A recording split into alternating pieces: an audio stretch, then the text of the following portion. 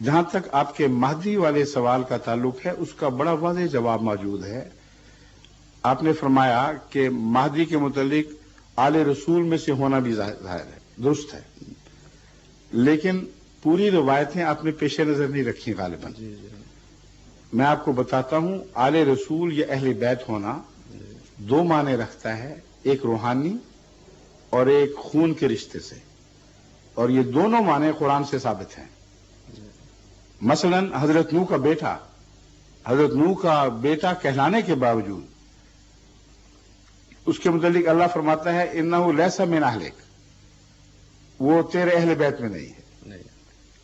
تو اس طرح اہل بیت کا محاورہ روحانی طور پر بھی نافذ ہوتا ہے اور جسمانی طور پر بھی۔ دیکھنا یہ ہے کہ آنے والے امام سے متعلق حضرت اقدس محمد رسول اللہ صلی اللہ علیہ وآلہ وسلم جب اسے اہل بیت قرار دیتے ہیں تو کیا یہ روحانی طور پر اہل بیت قرار دے رہے ہیں، جسمانی طور پر؟ اس مسئلے کو اگر تقوی سے حل کرنا چاہیں تو قطعی ثبوت احادیث میں اور قرآن میں موجود ہے۔ قرآن کریم نے آخری زمانے میں ظاہر ہونے والے امام کا نام امام مہدی نہیں رکھا۔ کہیں آپ کو نہیں ملے گا کہ آخری زمانے میں جو امام ظاہر ہوگا اس کا نام پاک میں نہیں ہے، لیکن اس کو حضرت محمد رسول اللہ کا دوسرا دور قرار دیا ہے، گویا کہ رسول اللہ صلی اللہ علیہ وسلم کی بعثت ثانوی ہے۔ یعنی امام مہدی کو محمد کے تابع اس ایسے کر دیا گیا کہ گویا رسول اللہ صلی اللہ علیہ وسلم کی آمد ثانی ہی ہے، وہ اپنی طرف سے کچھ اور نہیں لائے گا۔ یہ ذکر سورہ جمعہ میں ملتا ہے، وآخرین منہم لما یلحقوا بہم وہو العزیز الحکیم۔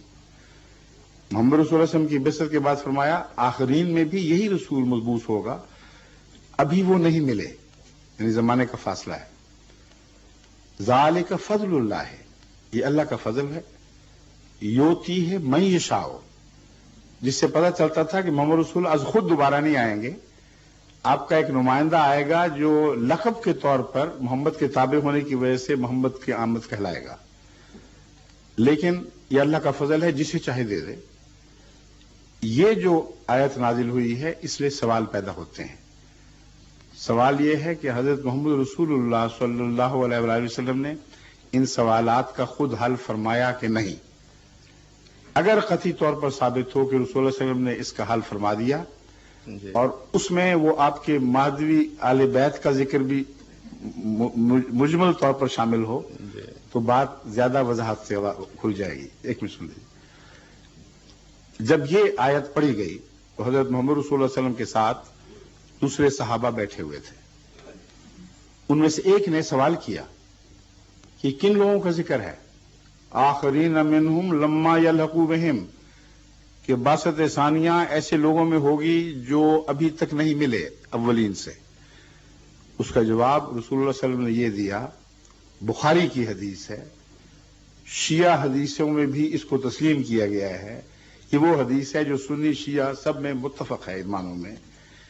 اس میں حضرت رسول اللہ صلی اللہ علیہ وسلم نے جواب دیا، سلمان فارسی آپ کے پاس بیٹھے ہوئے تھے، ان کے کندھے پر ہاتھ رکھا اور فرمایا لو کان الایمان عند الثریا لنالہ رجل من ہؤلاء، اگر ایمان ثریا پر بھی اٹھ گیا تو ان میں سے وہ شخص ہوگا جو اسے دوبارہ زمین پر کھینچ لائے گا، یعنی میں نہیں ہوں گا، لیکن میرے آنے کا جو ذکر ہے وہ کسی اور ذات میں میری نمائندگی میں پورا ہوگا۔ اور وجوہات بیان فرما دی کہ جب قرآن موجود ہے، سنت موجود ہے، تو ضرورت کیا پڑی ہے کہ کسی کوئی اور آدمی آئے اور پھر اس کو اثر نو ایسے لوگ پیدا کرے گویا وہ صحابہ سے ملے ہیں۔ اس کی وجہ دیکھیں کیسی حکمت کا جواب ہے، فرمایا لو کان الایمان عند الثریا، یعنی کتابوں کے ہوتے ہوئے، شریعت کے کمال کے باوجود ایسا وقت آ سکتا ہے کہ ایمان اٹھ جائے دلوں سے اور ثریا تک جا پہنچے۔ کون اس کو لے کے آئے گا؟ عرب بیٹھے ہوئے تھے، کسی عرب کا کندھا نہیں چنا آپ نے، سلمان فارسی کا کندھا چنا ہے اور فرمایا کہ لنالہ رجل من ہؤلاء ذالک فضل اللہ یؤتیہ من یشاء کی یہ تشریح تھی دراصل۔ اب سوال یہ پیدا ہوتا ہے کہ اس حدیث کا ان احادیث سے کوئی تصادم ہے جس میں اہل بیت کے میں سے امام ہونے کا ذکر ہے؟ یہ سوال اٹھتا ہے. اب یہ ایک عجیب بات ہے. اس واقعہ سے الگ جنگ احزاب کے موقع پر جب لوگ خاندانوں میں بٹ رہے تھے تو صرف ایک ایسا انسان ہے جو اہل بیت سے ظاہری رشتے کے لحاظ سے کوئی تعلق نہیں رکھتا تھا، جس کو رسول اللہ صلی اللہ علیہ وسلم نے بلایا، اہل بیت کی صف میں کھڑا کیا اور فرمایا سلمان منا اہل البیت، سلمان ہمارا ہے، اہل بیت ہے. اب کوئی اسے اتفاق کہہ لے، میں تو اسے اتفاق نہیں سمجھتا. یہ تو خدا کی تقدیر کہ حیرت انگیز کام ہے کہ جس کو یہ فرمایا کہ ان لوگوں میں سے آنے والا آئے گا، اسی کو اہل بیت بھی قرار دے دیا، جس میں یقینی طور پر اس طرف اشارہ تھا کہ آنے والا ایسا ہو سکتا ہے جو عربوں میں سے نہ ہو. اور ذالک فضل اللہ ہے کہ میں جو مضمون بیان فرمایا کہ ضروری نہیں ہوتا کہ ایک قوم قابل ہی ہو جائے، بس اگر وہ عربوں میں سے نہیں ہے، عرب خون کا نہیں ہے، تو اہل بیت جسمانی ہو ہی نہیں سکتا. اس لیے اس بات کا کھلا روشن امکان قرآن اور حدیث کے آپس کے مطالعہ سے رسول اللہ صلی اللہ علیہ وسلم کی حدیث کے مطابق یہ نکلتا ہے کہ روحانی اہل بیت ہوگا. لیکن اس کے علاوہ ایک ایسا قطعی ثبوت میں آپ کے سامنے رکھتا ہوں جس کے بعد تفسیری توجیہات کی ضرورت نہیں رہتی.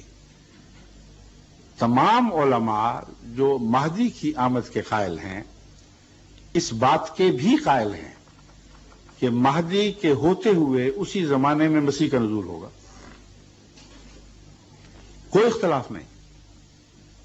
مہدی آ کر گزر نہیں جائے گا بلکہ اسی کے زمانے میں مسیح کا نزول ہوگا. یہ صحیح ہے. آج تک ایک بھی مہدی کا دعوے دار ایسا نہیں ہوا جس کے زمانے میں روحانی یا جسمانی ظاہری یا باطنی طور پر کسی مسیح کا نزول ہوا. اسی لیے مہدی کے دعوے دار تو ہیں، مسیحیت کے نہیں. لیکن جب وہ فوت ہو گئے اور مسیح نازل نہ ہوا تو قطعی طور پر ثابت ہو گیا کہ یہ وہ مہدی نہیں ہے جس کا رسول اللہ صلی اللہ علیہ وسلم ذکر فرمایا کرتے تھے. اب وہ باقی حصہ میں آپ کے ہر سوال کا جواب لاؤں گا انشاءاللہ، آپ اطمینان سے سنیے. باقی حصہ قتل دجال وغیرہ کا اب یہاں سے شروع ہوگا.